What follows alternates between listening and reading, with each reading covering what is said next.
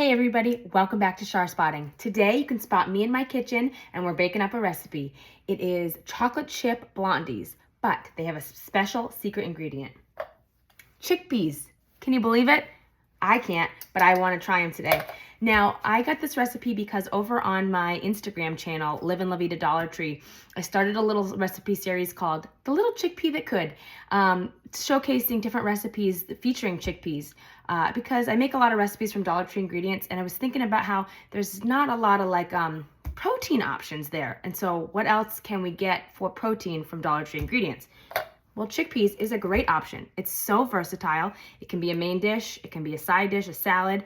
But in my research, I found a dessert recipe, and I have never tried a dessert recipe with chickpeas, so I thought I have to try it. And I thought it would be fun to share along with you so you can see the recipe and we'll try it out and see how it turns out. And also, all of these ingredients are Dollar Tree ingredients, so that's another test we're gonna do. So the recipe I'm using today is from Rainbow Nourishments. So we have a food processor. Basically, it's put every ingredient into the food processor, blend it up, stir in the chocolate chips, and bake it. So that's what we're gonna do. So the first thing is one 15-ounce can of chickpeas, rinsed thoroughly, and then I dried them a little bit. So we're gonna put that into my food processor. Next on the list is half a cup of any kind of nut butter of your choice. So Dollar Tree has a couple, they have a crunchy, they have a creamy, but when I went, they just had this honey peanut butter spread. So half a cup of this, and I have that measured out right here. So we're gonna see if we can scoop this all in here. It's very sticky compared to some of the other peanut butters I have, like a Jif or any sort of other name brand that you would have. It's very thick and sticky. Now, I don't know if it's just because it's the honey version. I've never actually used or bought peanut butter from Dollar Tree before. I have jelly, the preserves and stuff, just not peanut butter, so I got it for this recipe. Okay. Next on the ingredient list is half a cup of flour. So Dollar Tree has this Nancy Jane all-purpose flour. So I had measured out half a cup. Try to put that in without making a huge mess. I've already dropped some of it on the floor. Of course, after I cleaned up, I spilled, but that's okay. No big deal. Okay, and then we have a third of a cup of maple syrup. Now, Dollar Tree has pancake syrup. They don't really necessarily a lot of the time have maple syrup. Sometimes you can find one off like little small jars. So I'm gonna go with honey, which goes with the honey peanut butter theme. But they had recently this 100% pure honey. So I have that measured out in a third of a cup. Dollar Tree normally also has this little Bear blended syrup. So I have that handy too, but if you can't find the other one, they have this. So we're gonna put this honey in. Now, I don't know if the honey is going to affect it because it's not maple syrup, but there's no like granulated sugar in this recipe. So I think all of the sweetness, other than from the peanut butter, is coming from this syrup, or honey in this case. A little sticky, but not too bad. I think we got most of it in there. And then we have 2 teaspoons of vanilla extract. So here's the Dollar Tree has the imitation vanilla extract, which is fine. So we're gonna do 2 teaspoons of that, a teaspoon measure. 1, 2. Can never really have too much vanilla, I don't think. And then we have 1 teaspoon of baking soda. So Dollar Tree has this baking soda brand. And I already have some in a jar. I'm not gonna open that one, but I have some. My little jar that I use for it. So that's gonna be 1 teaspoon of baking soda. So I have my clean half teaspoon. So I'm gonna do 2 of these.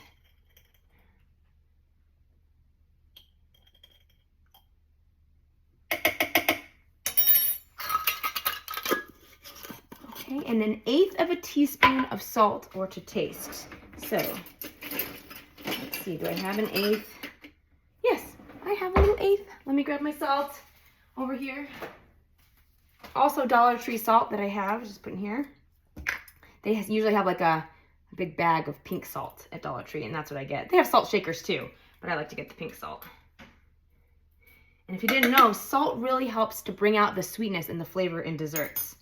So if you ever see that and wonder why, that just helps bring out the flavor. Okay, so we've got all that mixed in there. So we're gonna at first mix all this together, and then once it's combined, we'll stir in the chocolate chips. So here's the test. Let's see how this goes.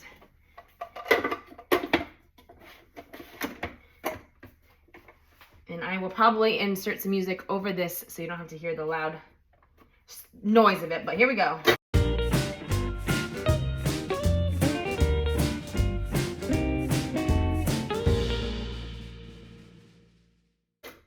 Halfway through, I was just rereading the recipe. At this point, it's still a little like chunky. It says on here, blend until the mixture is as smooth as possible. It should be slightly runny. So I'm gonna keep on blending.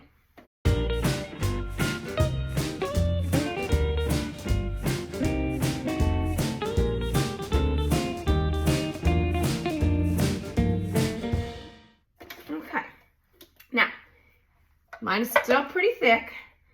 I think, let's see. It's kind of looking like this kind of texture. And maybe because of the honey, I think I'm gonna go rogue. I'm gonna add just a splash of water, a teeny one, a little bit of water from the fridge, just a little bit. Because if it says it's supposed to be runny and I'm still too thick, I wanna make sure I try to get what it says. So, more mixing. Okie dokie. I think that's about as thin and smooth as we're gonna get. So then it says, remove the blade of the food processor and add your chocolate chips.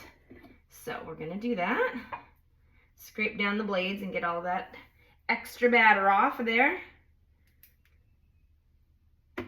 And you could lick the spoon for this. It's actually like a completely vegan vegetarian recipe at this point, and will be, which is perfect for Dollar Tree recipes since they don't have eggs. And they have milk, but as far as the eggs go. And then it says to add the chocolate chips and mix with a spoon or spatula.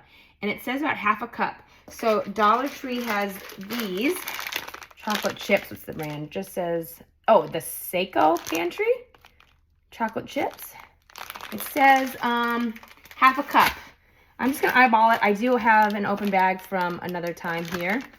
So this is probably a little more than half a cup. Let's see.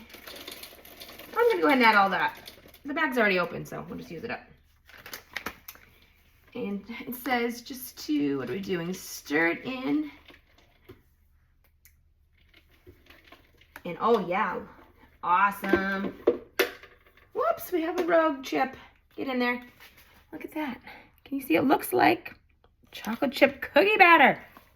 Oh my goodness. That looks awesome. Okay, so now the next thing we're gonna do is get our prepared baking pan. It says an 8x8 or square pan, and line it with parchment paper.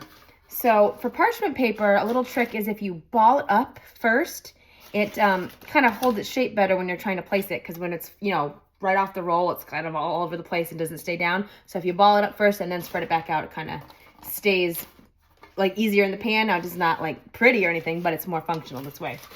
So now we're going to spread our dough into the pan.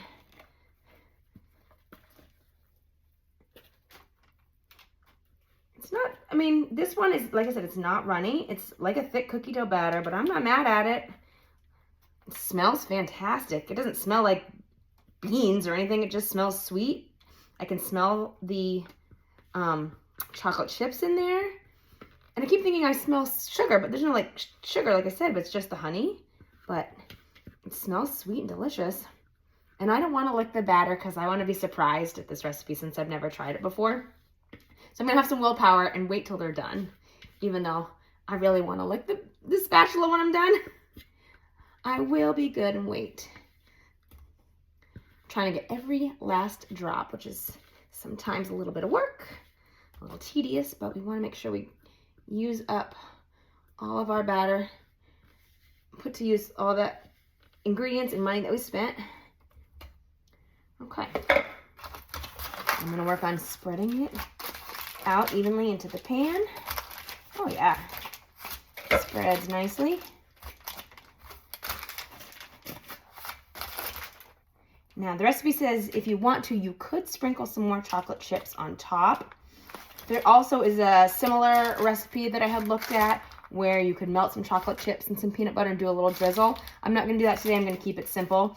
And I also don't want to open the other bag of chocolate chips just for a few on top. But if you so desire, you can put some more on top before baking, it says. And then, let me get my towel. When I'm putting batters, cookie batters, or even casserole batters in a pan, I like to bang it a little bit, and that kind of gets some of the air bubbles out. Okay, there she is. So the recipe, the oven is set to 350. It's already preheated, and it says bake the chickpea blondies for 23 to 28 minutes. The blondies are ready when they have puffed up and the surface is golden brown. If you insert a toothpick in the middle, it should come out clean. Okay, and then let cool. So that's what we're gonna do. Let's do that. I'll take you over here with me. So we're gonna go over to the oven. We are at 350. And she's going in. And it says 23 to 28 minutes, kind of odd. Let's see, we'll start at 25 and we'll keep an eye on it. Okay, that's it. And we'll check back in about 25 minutes and see how they turned out. Okay guys, they're done. We're back. It's been actually a little over an hour because when I put them in the oven and I was reading the rest of the recipe, it said after they come out to let them set for about an hour because the dough is so soft. And in order to be able to cut them, they have to be completely cooled. So I let them cool, I cut them, and here they are. Ah, look at that, guys.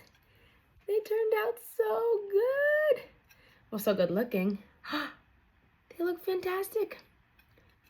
By the looks, you would never be able to tell that it was made with chickpeas, right? How fabulous. Oh, I'm in my office now. My son is home from school and he's playing. He's got the TV on and all that stuff. So I came in here into my office to do this. So it's a little quieter. But let's taste them. I'm so excited. The texture is really like, let's see if I can get the lighting better for you. It's really like bouncy. There we go. Crummy, bouncy. There's the melted chocolate chips. It's got a nice texture, soft, but still springy. They did puff up like they said. Let's take a bite.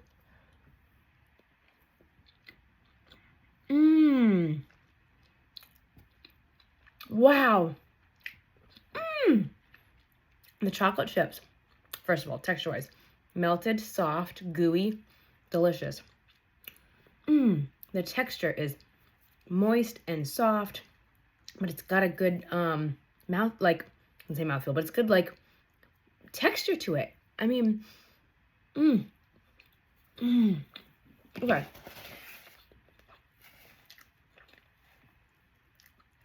I know the batter wasn't like runny or anything like it said it was supposed to be. Doesn't matter. Turned out so good. I thought when I was smelling it, it smelled a lot like peanut butter. The peanut butter is there, but it's not overpowering because I'm not necessarily a fan of like a peanut butter cookie because it's so overpowering with the peanut butter taste. The peanut paste is there, but it just sort of blends into this like sweet, but not too sweet, delicious flavor. The chickpea, it doesn't taste like, you would never know there was chickpeas in it. I think it's going to add nutrition. It's going to add protein. It adds to the texture, I'm pretty sure, but it doesn't taste like a chickpea. It tastes like a sweet dessert, and I think the honey was fine. It's not overly sweet. It's not overly honey-y. It really just, it's fantastic.